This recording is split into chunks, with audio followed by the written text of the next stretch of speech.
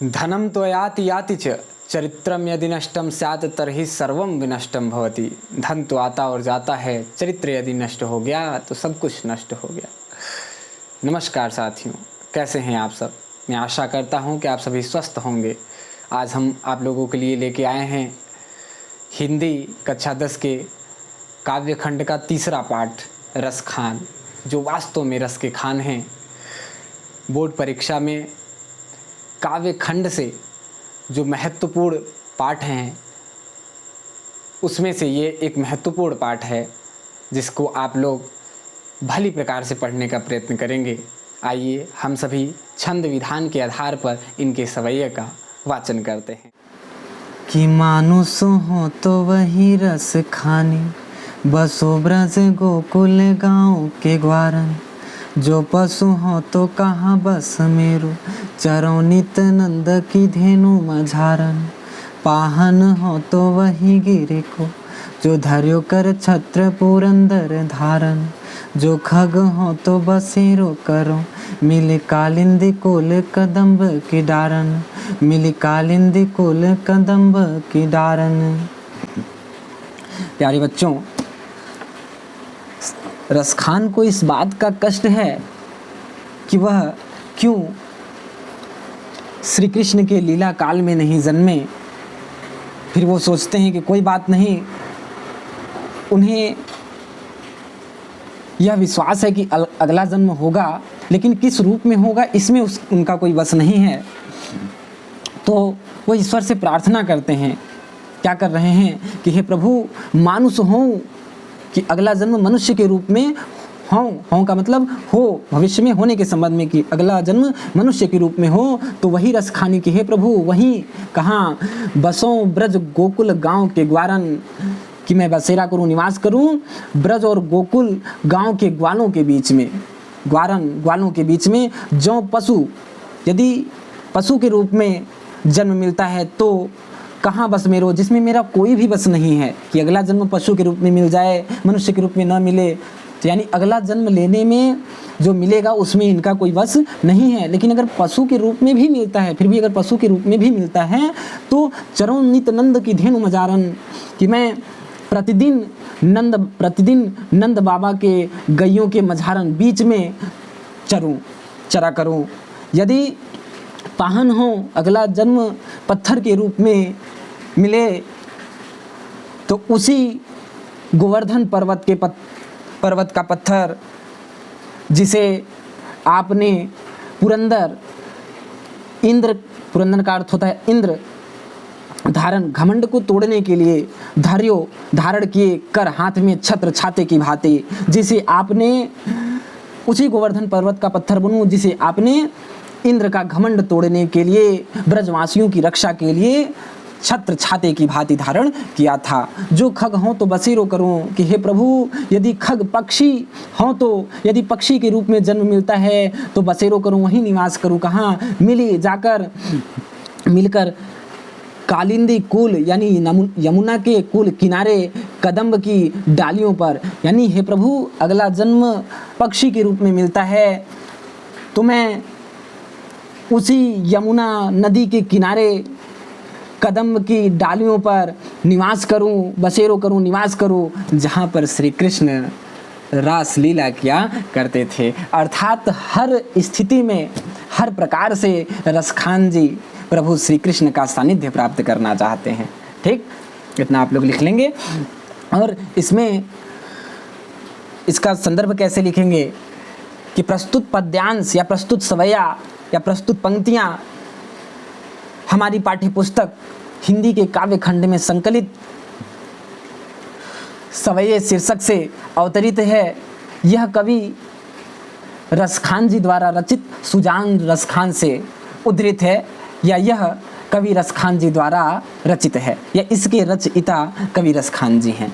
ठीक, अब इस पूरे पंक्तियों को अगर सार निकाला जाए, सूक्ष्म व्याख्या जिसको प्रसंग कहते हैं, प्रसंग का अर्थ क्या होता है? सूक्ष्म व्याख्या। तो आप लोग इसकी सूक्ष्म व्याख्या यानी प्रसंग लिखना अगर कहीं प्रश्न में आ गया तो क्या करेंगे, कैसे लिखेंगे कि प्रस्तुत पंक्तियों में रसखान जी ने प्रभु की लीला भूमि ब्रज से अपने लगाव को प्रकट किया है। ठीक, और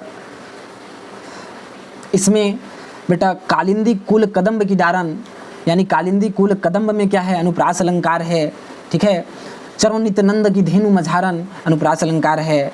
ठीक है, यहाँ पे अनुप्रास नहीं दिखेगा बच्चों, तो यहाँ पर तो अवश्य दिखेगा, क्योंकि अंत्य अनुप्रास अलंकार का एक भाग होता है। तो अनुप्रास अलंकार तो है, ठीक, तो अलंकार क्या हो गया, अनुप्रास अलंकार हो गया। छंद क्या है, सवया छंद है। भाषा क्या है, ब्रज है। ठीक, और रस क्या है, भक्ति रस है। शब्द शक्ति क्या है, यानी जिस शब्द शक्ति से इसके अर्थ को हम लोग जान पाते हैं। ठीक, तो अभिधा और लक्षणा है। फिर गुण क्या है, इसमें जहाँ पर भक्ति रस रहेगा वहाँ पे गुण जो है कि प्रसाद होगा, तो गुण क्या है, प्रसाद। ठीक, बहुधा अक्सर गुण प्रसाद रस होगा। बेटा अभी भी इसमें कोई भी प्रश्न, कोई भी झिझक आप लोगों को कभी भी महसूस होगी, ये लाइन क्लियर नहीं हुआ, ये शब्द जो है कि स्पष्ट नहीं हुआ है, तो आप लोग मुझसे पूछ सकते हैं। ठीक, अगला देखते हैं बच्चों। आज गई होती भोर ही हूँ, रस खानी रही वही नंद के भौ नहीं। वाको जियो जुग लाख करोड़, जसोमति को सुख जात कहो नहीं। तेल लगाई लगाई के अंजन, तेल लगाई लगाई के अंजन, भौहें बनाई बनाई डिठो नहीं। डारी हमेल निहार निहारत, वारत ज्यों चुचकारत छो नहीं। वारत ज्यों चुचकारत छो नहीं। बच्चों इस सवैये में अब क्या है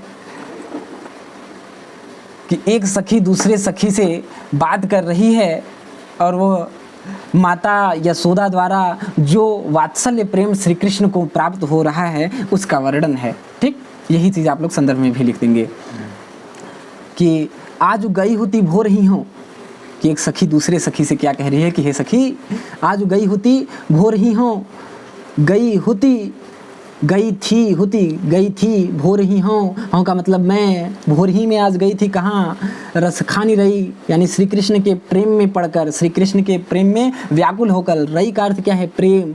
रस खानी यहाँ श्री कृष्ण के लिए प्रयोग है। वही नंद के भव नहीं, भवन घर, नंद बाबा के घर गई थी।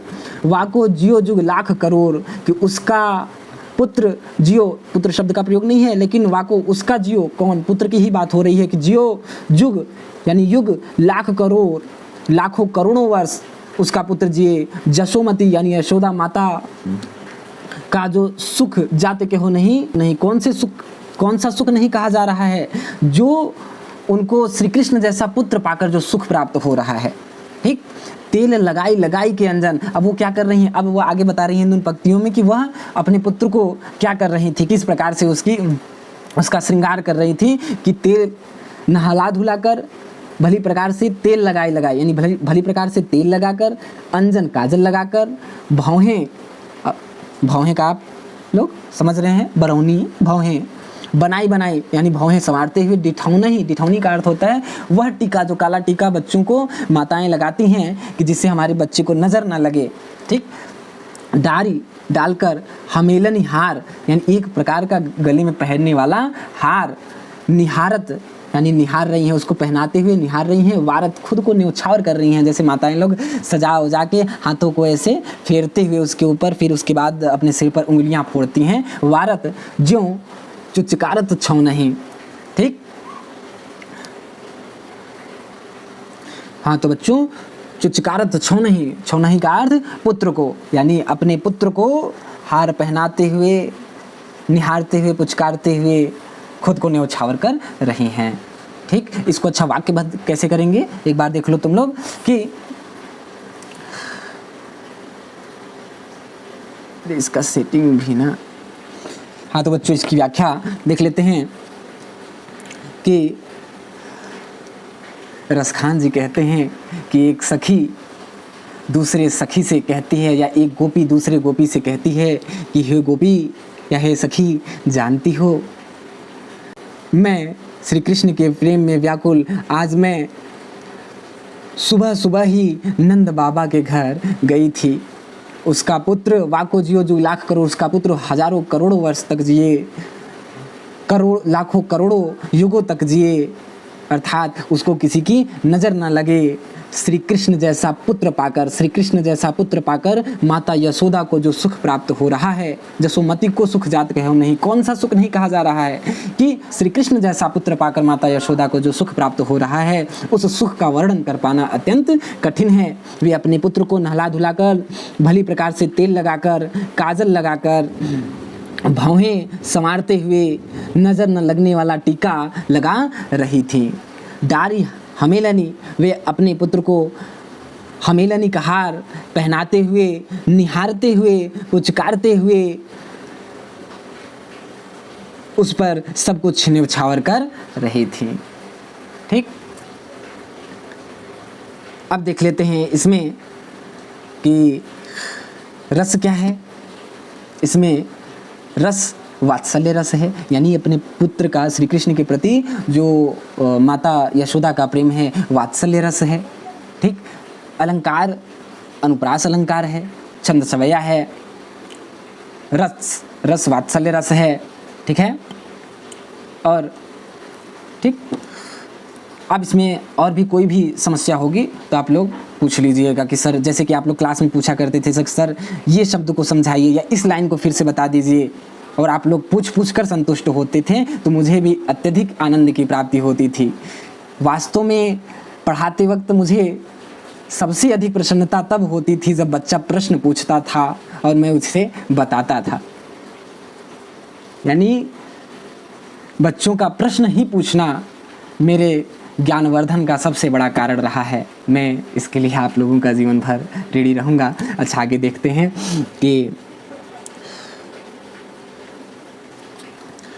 धूरी भरे अति शोभित श्याम जो, तैसी बनी सिर सुंदर चोटी, खेलत खात फिरे अंगना, खेलत खात फिरे अंगना, पै पै जनि बाजति पीरी कछोटी, वा छवि को रस खानी बिलोकत, वारत काम कला निधि कोटि, काग के भाग बड़े सजनी, काग के भाग बड़े सजनी, हाँ सजनी, हरि हाथों से ले गयो माखन रोटी, हरि हाथों से ले गयो माखन रोटी।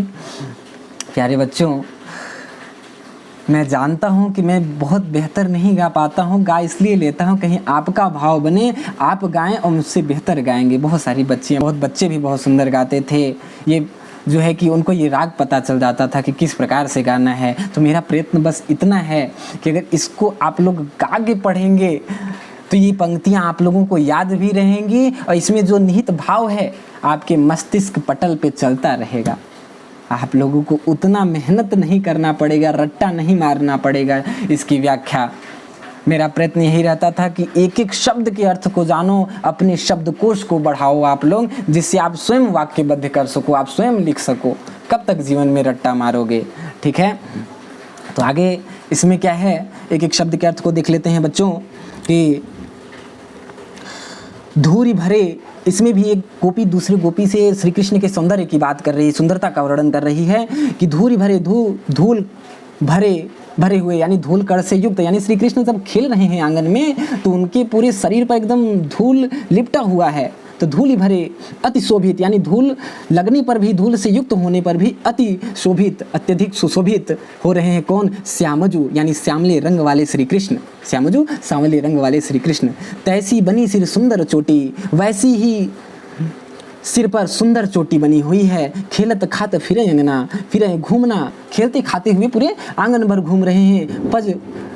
पग पैजनी बाजती पीली कछोटी, पैजनी पायल यानी पग पैर, पैर में पायल बज रही है पीली कछोटी, और पीली कछोटी कच्छा या पीली धोती, कछोटी शब्द का ही प्रयोग करेंगे कि पीली रंग की छोटी कछोटी शब्द का प्रयोग कर लेंगे, कछोटी पहने हुए हैं। वा छवि को रसखानी विलोकती, कि उस छवि को रसखान जी देखकर, यानी रसखान जी कहते हैं कि प्रभु की सुंदरता ऐसी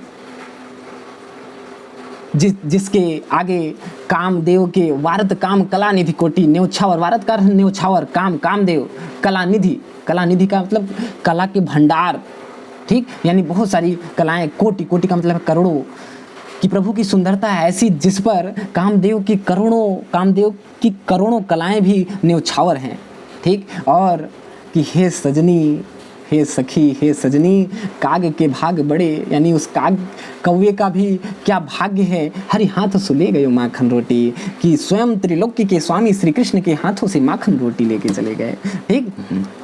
और क्या एक बार इसकी जो है कि स्पष्ट न हुआ हो, कहीं कमी रह गई हो, तो फिर से इसका जो है कि व्याख्या देख लेते हैं कि श्री कृष्ण के बाल छवि का वर्णन करते हुए कवि रसखान जी कहते हैं कि एक गोपी दूसरे गोपी से कहती है कि हे सखी, सांवले वर्ण वाले या सांवले रंग वाले श्री कृष्ण, सांवले शरीर वाले श्री कृष्ण धूल से युक्त होने पर भी अत्यधिक सुशोभित लग रहे हैं, और वैसी ही सुंदर चोटी उनके सिर पर बनी हुई है। वे खेलते खाते हुए पूरे आंगन में भ्रमण कर रहे हैं या घूम रहे हैं, और उनके पैरों में पायल बज रही है। वे पीले रंग की पीली छोटी कछोटी पहने हुए हैं। और रसखान जी कहते हैं कि प्रभु की सुंदरता ऐसी, कामदेव की करोड़ों कलाएं भी न्योछावर हों, यानी फीकी पड़ गई हों, यानी इतने सुंदर दिख रहे हैं कि भले कामदेव के कितने करोड़ों कलाएं क्यों ना हो, इनके छवि के आगे वो सब फीकी हैं। काग के भाग बड़े सजनी हरी, कि रसखान जी कहते हैं, गोपी एक दूसरे से कह रही है कि हे सजनी, वे काग के भाग, उस कौवे का भी क्या भाग्य है जो त्रैलोक्य के स्वामी श्री कृष्ण के हाथों से माखन रोटी छीनकर खाने का सौभाग्य प्राप्त हुआ है, ठीक है बच्चों। इसमें हम लोग अलंकार देख लेते हैं कि काग के भाग, ठीक है, और वारत काम कला निधि कोटि अनुप्रास अलंकार है, ठीक है। फिर भाषा ब्रज है, और बच्चों एक मिनट, हाँ तो बच्चों क्या अलंकार अनुप्रास है, भाषा ब्रज है, छंद सवैया है, ठीक। और रस इसमें एक छोटे से बच्चे की सुंदरता, कन्हैया की सुंदरता पे मोहित है, तो जो है कि वात्सल्य और भक्ति की वश में होकर ये पंक्तियाँ जो भी हैं, तो भक्ति रस भी है, ठीक है, भक्ति रस, और गुण जो है क्या है, माधुर्य, ठीक। इसके अलावा भी कुछ भी कहीं भी कोई समस्या होगी तो आप लोग अवश्य हमसे पूछ लीजिएगा, क्योंकि आप लोगों का प्रश्न पूछना ही हमारे लिए सबसे बड़ी प्रसन्नता का कारण है, ठीक है।